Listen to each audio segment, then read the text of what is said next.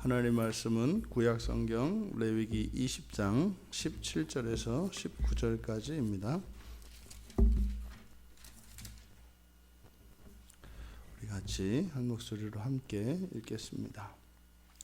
누구든지 그의 자매 곧 그의 아버지의 딸이나 그의 어머니의 딸을 데려다가 그 여자의 하체를 보고 여자는 그 남자의 하체를 보면 부끄러운 일이라. 그들의 민족 앞에서 그들이 끊어질지니 그가 자기의 자매의 하체를 범하였은즉 그가 그의 죄를 담당하리라. 누구든지 월경 중에 여인과 동침하여 그의 하체를 범하면 남자는 그 여인의 근원을 드러냈고 여인은 자기의 피 근원을 드러냈음인즉 둘 다 백성 중에서 끊어지리라. 내 이모나 고모의 하체를 범하지 말지니 이는 살부치의 하체인즉 그들이 그들의 죄를 담당하리라. 아멘.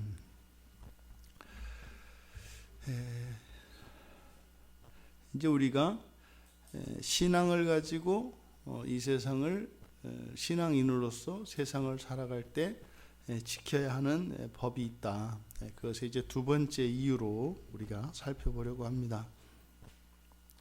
먼저 17절에서 부끄러운 일이라, 부끄러운 일이라. 지금 여기서 부끄러운 일이다 라고 한 이 말은 원래 헤세드를 이렇게 번역한 겁니다. 헤세드는 하나님의 인자, 자비로 번역되어지는, 그리고 신약에서는 그 사랑에 비슷한, 하지만 이것은 이제 하나님이 구원하시는 하나님의 자비하심을 나타내는 단어인데, 여기서는 부끄러운 일이라 이렇게 이제 우리말 성경으로는 번역을 했습니다. 그것은 뭐냐면 입에 담을 수 없을 만큼 불결하고 수치스러운 일이라는 일에 대한 역설적인 표현입니다. 우리가 이제 그런 거 있잖아요. 잘한다, 잘했네, 뭐 이런 이제 의미로 사용된 아주 예외적인 경우에 속한 경우입니다. 지금 여기에서 제시되어진 그 형제 자매, 이것은 이복 형제도 다 포함합니다. 이것은 혈육을 의미하는 것이 아니라 형제 자매 관계를 뜻합니다. 형제 자매의 관계 내에서의 간음, 또 월경 중에 성관계, 그리고 이모 고모니까 촌수로 따지자면 이제 삼촌입니다. 그래서 이것은 이제 친족 관계 안에서, 가까운 친족 관계 안에서 이런 이제 성적인 행위들은 부끄러운 일이다, 이런 것이 일어나면 안 된다. 사실 고대로 거슬러 올라가면 종례혼이 당연시되던 시대가 있었습니다. 그래서 오히려 이방인들과 섞이지 않고 종례의 가족 내에서 이렇게 이제 혼인을 하던 그런 때가 있었죠. 그런 시대에, 그런 고대의 시대에 어쨌든 이런 성에 대한 어떤 규범을 정해놓고 그러한 어떤 성에 대한 규범 안에서 이 성생활이 절제되고 있는 이것은 하나님 백성의 거룩함을 드러냅니다. 사실 그러면 이것을 이제 오늘날 적용을 할 때는 이렇게 문자적으로 적용할 수 있는 부분이 아닙니다.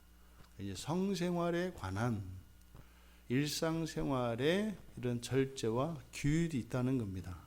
이것이 하나님 백성의 거룩함입니다. 그래서 이런 성문화도 그 시대의 이런 도덕성을 뛰어넘는 그런 성문화가 요구되어집니다. 여기서 지금 제시되고 있는 성에 관련되어진 이 규범은 먼저 관계, 일정한 관계 안에서는 성의 문제가 이제 금지되고 있다는 겁니다. 그리고 그 중간에 들어가 있는 여인들의 이제 월경과 관련되어진 이것은 피는 생명의 상징입니다. 그래서 생명의 상징인 피를 더럽히는 것이기 때문에 이런 여인들의 생리 중에는 이런 성관계를 이제 금하고 있습니다. 이것은 앞에서 이제 레위기 18장에서 이제 내려진 명령들인데 거기에 대한 이제 징계, 여호와의 징계가 무엇인지를 기록하고 있는 본문입니다. 지금 여기에 제시되어진 이런 부끄러운 일들의 공통점은 죄를 자신이 담당하는 겁니다. 그가 그의 죄를 담당할 것이다 라는 겁니다. 그의 죄를 담당한다. 이것이 무엇일까? 그러니까 백성 중에서 끊어지고 그리고 그가 그의 죄를 담당하게 된다. 이렇게 되어 있습니다. 그러면 끊어진다는 것은 무엇이겠는가? 여기서는 1차적으로 육체적인 생명이 끊어지는 것, 그러니까 사형에 처해지는 것을 말합니다. 이것은 사형에 해당하는 벌입니다. 그리고 두 번째로는 영적인 생명이 끊어지는 것이다. 영적인 생명이면 하나님과의 언약 관계가 깨어지는 것을 의미합니다. 그러면 하나님과의 언약 관계가 깨어진다면 하나님이 주시기로 하신 그 언약 안에서의 이런 축복 그리고 하나님의 보호가 중단된 것을 의미하고 있습니다. 그러니까 여기에서는 바로 가까운 친인척 관계 안에서 친인척 관계를 한 몸의 관계로 중시하고 있는 것을 볼 수 있습니다. 그러니까 혈육이 아니어도 이복 형제의 경우에도 친형제 자매와 다름이 없습니다. 그래서 이 성경 안에서 이 관계, 친족 관계라고 하는 이것은 매우 중요한 것입니다. 또 그 사이에 그 중간에 위치하고 있는 것이 이제 피해 문제인데 생명사상이죠. 그래서 생명과 관계라고 하는 이것은 성경에서 굉장히 특별하게 그 가치와 의미를 부여하고 있다라는 겁니다. 그래서 신앙인들의 삶 속에 이러한 관계에 대한 그리고 이 생명에 대한 이러한 소중함은 이런 성적인 쾌락이나 이것이 침범할 수 없다는 것입니다. 이들에게 또 하나 내려지는 징계는 이제 그가 그의 죄를 담당할 것. 그래서 17절과 19절에 이들에게는 이제 그들의 죄를 담당할 것이다. 이렇게 얘기를 하고 있습니다. 여기서 죄를 담당한다는 것은 이러한 부끄러운 일들의 대가를 본인이 직접 짊어져야 한다는 이야기입니다. 그러니까 이것은 이 벌은 1차적으로는 개인에게 내려진 징벌이라는 의미가 되겠고 또 이것은 개인이 반드시 져야 하는 징벌이고 또 이 죄로 인한 그 고난, 고통은 그 개인이 그 범죄한 그 사람이 당해야 한다는 겁니다. 여러분, 우리가 예수 그리스도를 믿으면 모든 죄에서 용서를 받습니다. 구약의 백성들이 제사법에 따라서 제물을 가지고 가서 하나님 앞에 제물을 드리고 죄를 고백하고 제물을 드려서 하나님의 용서를 구하면 속죄를 받을 수 있습니다. 그런데 지금 여기에서는 그 속죄의 문제를 떠나서 그들의 죄를 담당하게 될 것이다. 이렇게 이야기를 합니다. 그러니까 하나님의 속죄와 하나님께서 제사장들을 통하여 그 죄를 속하여 주시는 것과 그래서 그것이 완전히 사라지는 이런 죄가 있고 지금 여기에서 담당해야 되는 죄라고 하는 것은 그 죄로 인한 그 결과 그것으로 인한 이런 고통과 고난을 담당해야 되는 것이 있다라고 이야기를 하는 겁니다. 그러니까 하나님께서 속죄해 주시는 것과 죄로 인해서 생기는 이러한 생활의 불편과 어려움은 감수해야 된다는 이야기입니다. 그래서요, 죄를 범하면 하나님 앞에서만 죄를 짓는 것이 아니라 자기의 인생에게도 죄를 짓는 게 됩니다. 무슨 말입니까? 그것으로 인해서 반드시 우리의 일상생활 속에서도 이런 불편을 어려움을 초래하게 된다고 하는 사실을 잊어서는 안 됩니다. 이것이 특별히 이 복음의 시대를 살아가는 이 그리스도인들에게 많이 착각이 되고 오해되는 것입니다.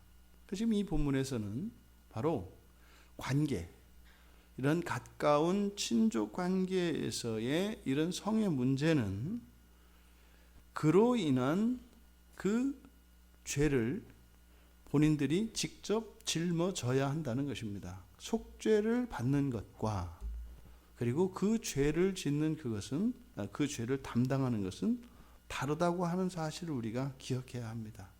예수를 믿고 우리가 예수의 이름으로 예수 안에서 죄를 깨닫고 회개할 때 하나님의 용서가 이루어집니다. 그런데요, 그것으로 모든 것이 죄 짓기 이전의 상태로 돌아가는 것은 아닙니다.